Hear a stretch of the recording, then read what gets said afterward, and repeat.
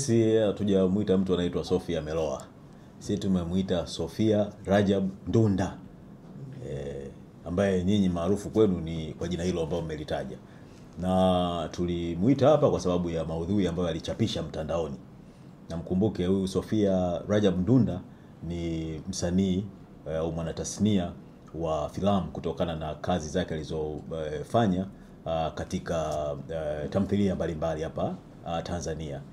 Kwa hivyo tulimuita hapa moja kwa sababu ya maudhui aliyochapisha, na tukamuita kwanza kumwelekeza kwamba kitu alichofanya si kitu ambacho ni sawa kwa picha bora ya nchi yetu Tanzania, hususan katika sehemu ya maadili. Hilo lilikuwa ni jambo la kwanza. Lakini jambo la pili, tulimuonesha kwamba hiki kitu anachofanya pia ni kosa.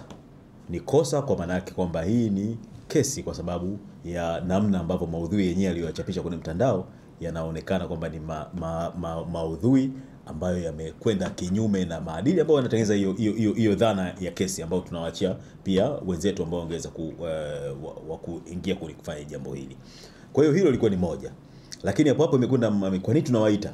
Kwa nini tunawaita? Na unasema tunawaita lakini tunawaacha.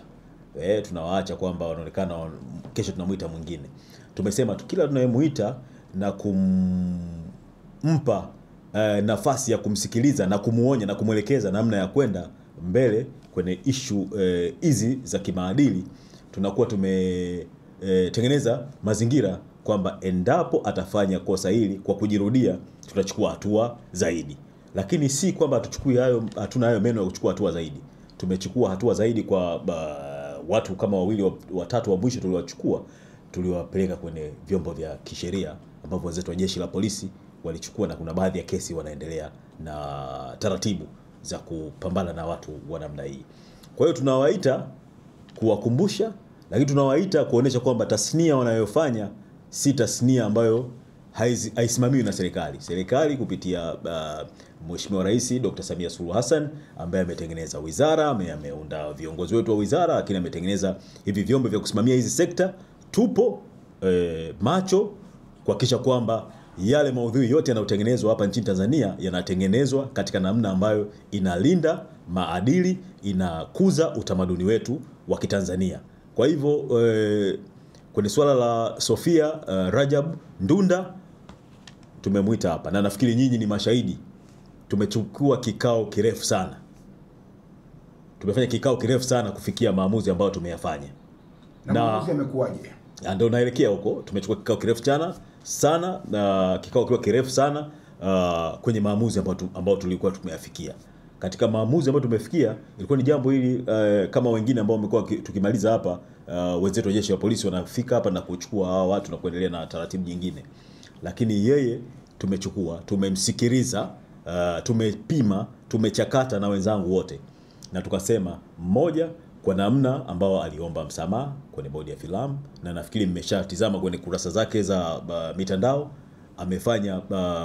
ameomba radhi moja kwa moja, lakini ameomba radhi kwa mbele yenu nyinyi. Na sisi tunaomba sana nyinyi waandishi wa habari, mnapohoji hawa maswali, waelekezeni maswali ya namna ambavyo wajutie haya mambo wanayofanya. Kwa hiyo ameomba radhi moja kwa moja kwenye ukurasa wake wa Instagram, lakini pia ameomba radhi kwenye press yetu tuliyofanya hapa sisi bodi ya filamu, lakini kwenu nyinyi pia. Kwa hiyo na tulipima, na tukimtizama msanii kama wazazi, kama walezi, tumeona haya mambo anayoyafanya hayajengwi moja kwa moja kupitia kwake. Kuna mambo ambayo kama jamii pia tunahitaji kuyafanya. Haya malezi ya kulea mabinti wetu, ya kulea vijana wetu, yanatakiwa kuwa ni mambo ambayo ni endelevu. Ukitizama namna ambayo tulivyozungumza naye, unaona kuna shida fulani mahali ya kimalezi, ambayo hili ni jambo kubwa zaidi. Kama Watanzania tunahitaji kushirikiana kwa pamoja kuhakikisha kwamba tunapolea vijana wetu, tunapolea watoto wetu, tuhakikishe tunawalea katika mazingira ambayo yatakuwa ni mazingira ya pasayo, ili kufanya hawa vijana wasifikie katika wakati ambapo wanakuwa na hizi baraka za kupata hizi talanta au vipaji na kuvifanya kinyume. Kwa sababu wanavyofanya kinyume, haya ndiyo yanatokea mazingira magumu zaidi kwao, na kufanya mambo ambayo hayafai katika jamii. ili hali wangeweza kufanya mambo haya katika namna bora zaidi na kukuza vipaji vyao. Na tumeona huyu binti ana kipaji kikubwa cha uigizaji, na tunamshukuru sana Lamata, Lea Mwenda-Mseke. Yeye amekuwa ni mtu wa kwanza pia kumpigia simu huyu msanii, kumwambia wewe unafanyaje haya mazingira, kwa nini unatoa vitu kama hivi kwenye mtandao. Kwa hiyo tunasema tukipata watu wengi wa kushirikiana nasi kwa kuhakikisha haya mambo yanakuwa hivi, inakuwa ni rahisi.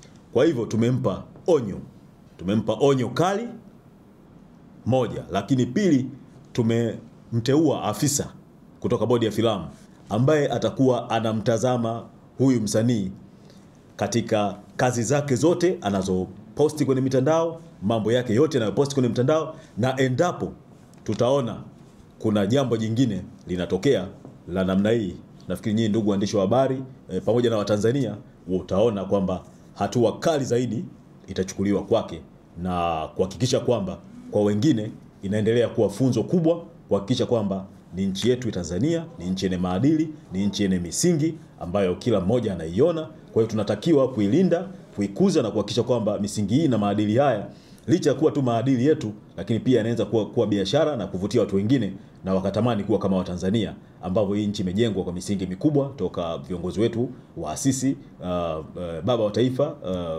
Julius Kambarage Nyerere pamoja na mwenzake Sheikh Amri Abeid Karume, ambao wametutengenezea nchi ambayo wote tunatakiwa kuwa ni watu wenye furaha na kujivunia kuwa nayo, kwa kutengeneza vitu ambavyo vitavutia zaidi watu, hususan watazamaji wetu, hususan wananchi wetu, na kujenga nchi ambayo taswira yake ni bora kwa mataifa mengine yanayotutazama, lakini pia ni bora kwetu sisi na kuzidi kujivunia kutokana na kazi zetu za kisanaa tunazozitengeneza, lakini filamu tunazotengeneza na tamthilia tunazotengeneza.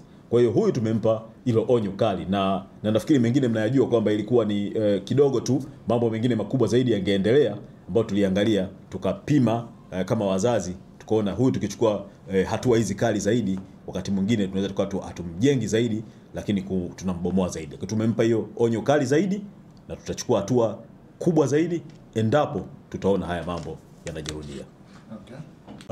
Wito wangu kwa wanatasnia wa filamu nchini Tanzania pamoja na Watanzania wote ni muhimu, tarehe 29 Oktoba mwaka huu 2025, tuna siku chache tu hapa mbele, wanahitajika kujitokeza kwa wingi kwenda kupiga kura kumchagua kiongozi wanayemtaka.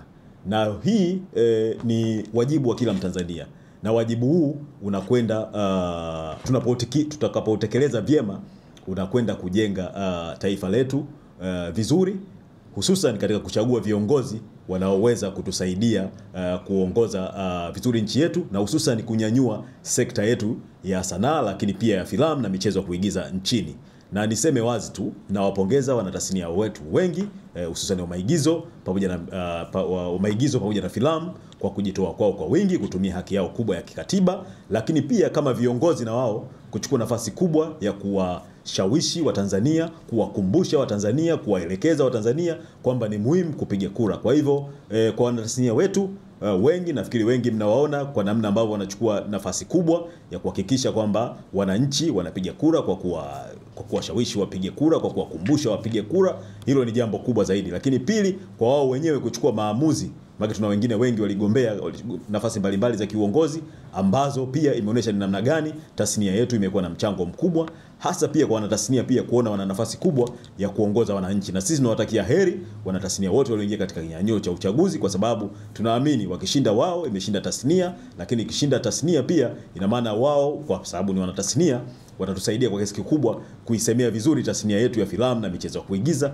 kwa sababu wanaifahamu vizuri na wanajua mambo gani mazuri ya kushauri serikali iweze kwenda mbele. Kwa hivyo kubwa zaidi, ninawahimiza wananchi, ninawahimiza hususan wanatasnia wangu kutumia haki ya katiba ili kuendelea kuyajenga mazingira mazuri ya tasnia yetu ya filamu, ambayo tayari yameshajengwa kwa kiasi kikubwa na tunayaona mafanikio yake. Hivyo kuendelea kwake kunahitaji sisi wanatasnia kujitokeza kuchagua viongozi wetu ili waendelee kutengeneza mazingira mazuri ya tasnia yetu ya filamu nchini Tanzania. Lakini tukumbuke sisi wanatasnia wa filamu pia ndio tunasema ndio vinara wa amani vinara wa kusababisha amani, utulivu na mshikamano wa kinchi utokee. Kwa hiyo tunawaambia waendelee na jitihada hizo kubwa za kuhakikisha kwamba nchi yetu inaendelea kuwa ya amani, nchi yetu inaendelea kuwa ya mshikamano na nchi yetu inaendelea kuwa ya utulivu katika kipindi hiki